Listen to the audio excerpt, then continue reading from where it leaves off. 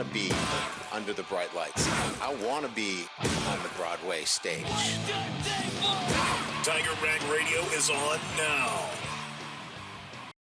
We're back here on Tiger Rag Radio. Jeff Palermo along with the editor for Tiger Rag Magazine, Glenn Guilbeau, and the executive editor, Todd Horne. And we bring in our first guest on the Max Home Hotline. That would be Reed Darcey from The Advocate. Covers LSU women's basketball. He was in Austin this past weekend as the Lady Tigers lost for the second time this year. Both occasions, LSU playing a top 5 team on the road. Both occasions, LSU within striking distance, but the other team kind of separated themselves. In this case, it was a bad fourth quarter for LSU. Reed, thanks a lot for joining us here on Tiger Rag Radio. How you doing tonight, man? Do we got Reed? Eerie silence. You there, Reed? All right. All right, talk among yourself. Let's see. Yeah, okay. Well, I was before the break. By the way, that was some quick moving by Jeff Palermo to get back to the microphone there. I was impressed. He looked like LSU's new center fielder. But no, during the game Sunday, Skip was in the booth with Doug Thompson and Chris Blair, and he was talking about how big the guys are. And, you know, he had some big guys, but LSU's got a great weight training and nutrition, and that's the thing now. And all these guys look like football players. I mean, they're huge and in good shape. And Skip goes, they're two-fisted milk drinkers. That's what he called them. And they all got 3.0s. I didn't have a lot of those. I heard a segment where Doug Thompson was telling him that these pitchers are much better than their pitchers, which Doug Thompson was one of his pitchers. Yeah. And later on, Skip says, well, they, our guys only threw like 92 miles per hour. And that was fast. That was fast back then. All right, let's try. I think we got Reed now. Reed, can you hear us? Yeah, I got y'all two-fisted milk drinkers. Yeah. Skip was talking about the size of the LSU baseball players, and he said they all made 3.0s. He didn't have many like that. And then Eddie Furness tweeted to me. He said, hey, I resemble that remark. He became a doctor, so I think he was making the grades. Hey, anyway. Reed, did you flew to Austin, right? I actually drove to Austin. You drove? Oh, okay. Well, then this is even going to be better. Were there any point guards hitchhiking on your way there or on your way back? No point guards. Just lots of Buckies. Yes, about 4 of them. And lots of good Tex-Mex spots. So I could. There you go. I could get some good tacos Well, there. So, okay. So just to segue a little bit, can LSU go any further than they currently are? You know, probably a Sweet 16 team right now, unless they get more consistent point guard play and more support off the bench.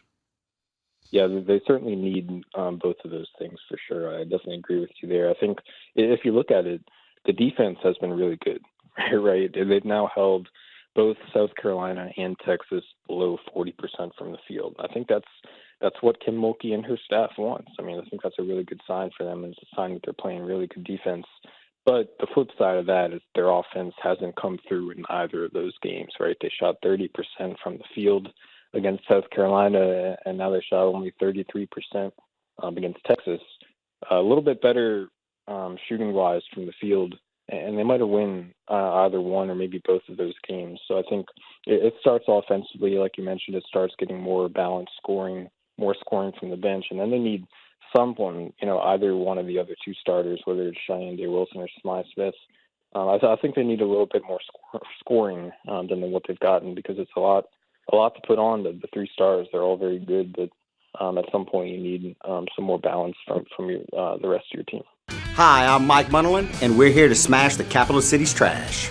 Smash My Trash is a revolutionary compactor for large dumpsters, sometimes reducing the volume of waste by up to 70%.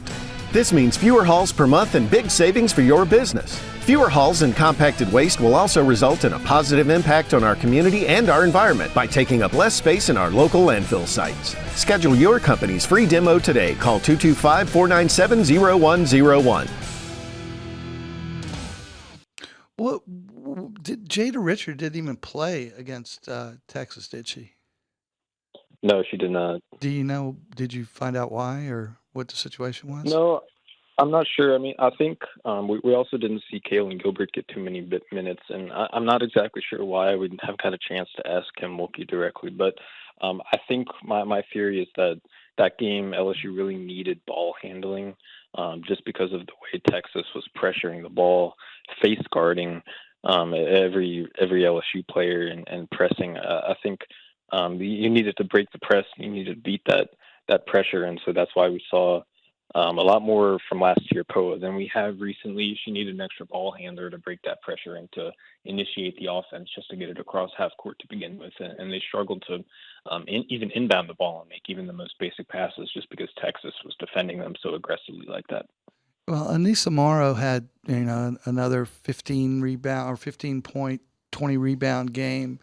Were you surprised she was able to accomplish that against Texas's interior?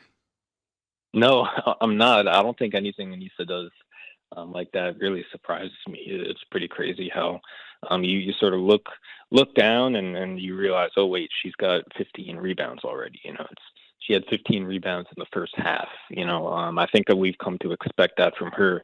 Texas has a lot of size, obviously, but I think we've gotten to a point where you sort of take that out of the equation when you're thinking about Anissa and what she contributes to a game. She's such a good rebounder that you expect her to get around 15 a game or so, and that's pretty remarkable for a player of her size, only 6'1". So no, I think having her as a rebounder, no matter how big the other team is that LSU would face, maybe in the tournament, I'd still feel confident about LSU's ability to rebound with that team, just because Anissa's so good on the glass. Joining the Army is more than a chance to serve your country. It's also a great career move. All my personal experience, I've been able to build upon that so that I could achieve construction management and training, go for a project manager planner. So when I get out of the military, I'm able to pursue a career in construction management. Get the experience you need through service in the United States Army.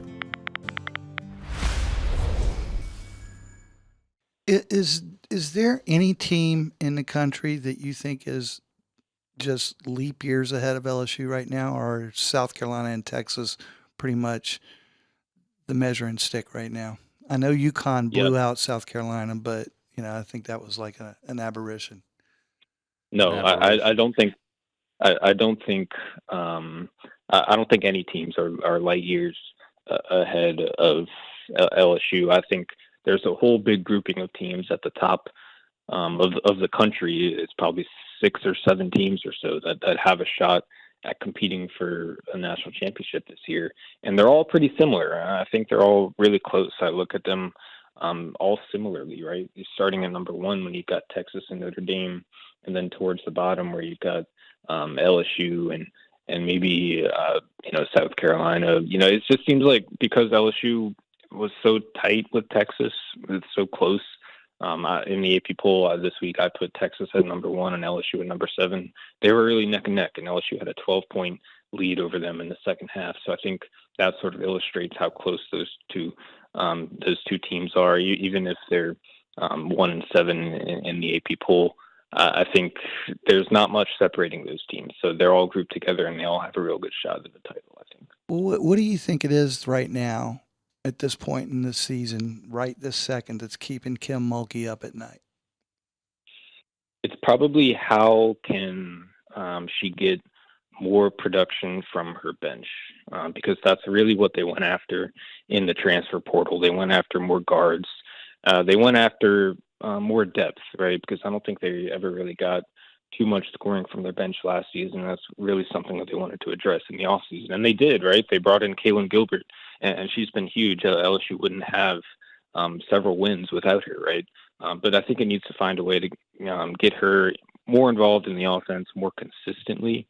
She's had a tendency to kind of fade out of the offense for a bit. And I think it's going to need her in the tournament, right? Because I kind of view her as LSU's X factor. If she scores 15, 20 points a game, if she's in her groove hitting shots, then LSU's going to be really tough to beat, because you'll have that counter punch alongside the 3 stars. So I think it's probably how can she get Kaylin Gilbert more involved in the offense, and how can she find a way to not let her disappear from games like she has against South Carolina and Texas. Do you think the bench players, whether they're from the portal or signed out of high school, or have they just been disappointing and Kim doesn't trust them enough to put them in, or has she not been able to develop them, or what do you think is missing there? Well, I think when you look at Kaylin Gilbert, she really struggled for a nice chunk of the season, of the SEC portion of the season, after they beat Tennessee the first time, and in between their second matchup with Tennessee, there were 7 games there where she just couldn't hit a shot. She shot 8 of 53 from the field over those 7 games. I don't know if I'll blame that on Kim Mulkey. I think that's just a pretty big shooting rut for her, and she broke out of it the second time they played Tennessee. I think, when you look at her particularly, because she's really who's driving all of the bench production that LSU has gotten this season. When you look at that second Tennessee game, what snapped her out of the slump is what happened was Flau'Jae Johnson and Misa Mora, they picked up their third fouls in the third quarter, and they both went to the bench. And that gave KG more freedom to create her own shot in the offense, right? It gave her more space. It gave her more opportunities to pick her spots and choose her shots in the half court. And so that, I think, really opened things up for her. So maybe if you're Kim Mulkey, you can look at your rotation and you can look at the minutes distribution, and you can be like, okay, maybe there's a couple things I can move around here to get Kaylin Gilbert more opportunities in the offense when the 3 stars aren't taking all the shots. Maybe she just needs some more space to really get her shot going. Reed, thanks a lot for your time, man. We appreciate it. LSU at home against Georgia, and then back on the road Sunday, right? Kentucky? You driving to Lexington too? No, I will not be making that trip. Okay. We're saving it for Greenville. Okay, there you go. All right, thanks a lot. We appreciate it, Reed. All right, y'all be good. Quite a lineup of events in February from your friends at the East Baton Rouge Library. Always a hit, Mid-City Microcon returns on February 8th. Grab your bestie on February 14th for Movies on the Plaza, Galentine's Edition. The library also welcomes Poet Laureate Allison Pellegrin and author Robert Penn this month. For more details about these events and others, visit ebrpl.com. That's ebrpl.com.